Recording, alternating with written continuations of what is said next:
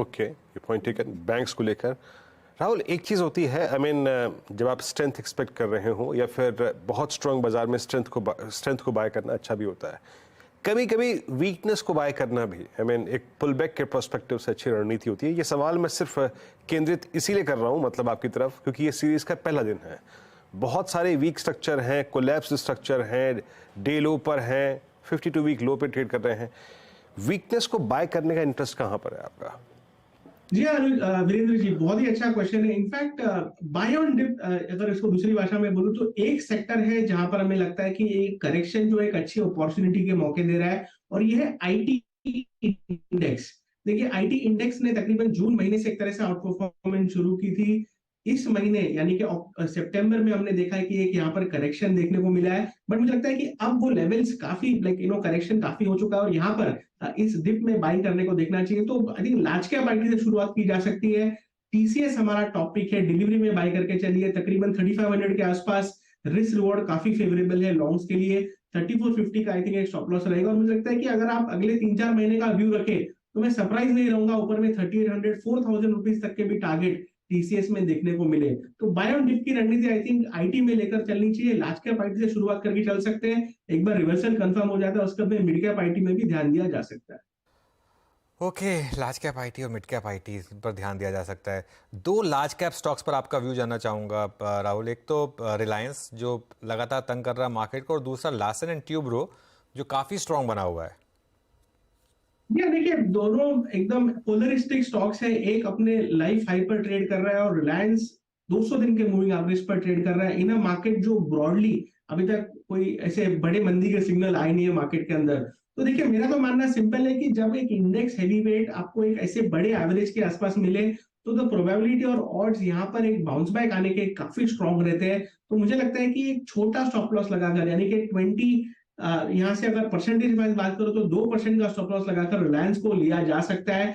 बहुत ही अच्छी एक प्रोबेबिलिटी है कि हमें 2450 2500 तक का बाउंस बैक आपको देखने को मिले आने वाले कुछ हफ्तों में। आई थिंक रिलायंस में क्लियरली यहाँ पर एक तरह से इंपॉर्टेंट सपोर्ट के पास ट्रेड करें तो बाई करके चलना चाहिए।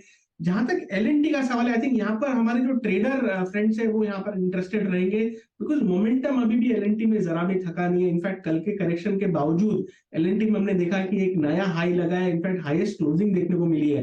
तो 3000 के ऊपर रिलायंस एलएनटी के अंदर जो बायस है वो बिल्कुल पॉजिटिव है। यहाँ पर मोमेंटम जो ट्रेडर्स है वो यहाँ पर पार्टिसिपेट करके चल सकते हैं। मेरे हिसाब से टारगेट यहाँ पर लगाना मुश्किल होगा, लेकिन डायरेक्शन क्लियरली अप है। और जहां तक रिलायंस का सवाल है, आई थिंक जो बार्गेन इन्वेस्टर्स है, जो एक अच्छे मार्केट में एक अच्छा स्टॉक लोअर प्राइस पर देखना चाहते हैं, तो यहाँ पर एक 200 दिन के आसपास चलता हुआ स्टॉक है जो कि एक छोटे स्टॉप लॉस के साथ यहाँ पर बाय करने की राय रहेगी यहाँ पर रिलायंस। एक आखिरी सवाल, मिड कैप्स में क्या स्टॉक्स आपको इंटरेस्टिंग लग रहे हैं समय, राहुल जी?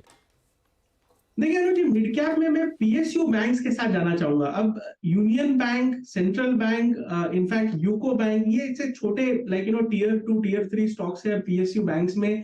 मार्केट कैप के हिसाब से, मैं और कोई कैटेगरी हिसाब से नहीं बोल रहा हूँ, लेकिन मुझे लगता है कि यहाँ पर अभी भी स्ट्रेंथ बाकी है, इनफैक्ट मूव बाकी है। अगर यूनियन बैंक की मैं बात करूं तो मुझे लगता है कि तकरीबन 120 125 तक के लेवल्स हमें महीने भर में देखने को मिल सकते हैं। जहां तक सेंट्रल बैंक और यूको बैंक है, इनमें भी मुझे लगता है कि तकरीबन 20%, 15 to 20% अपसाइड इन लेवल से भी देखने को मिल सकती है।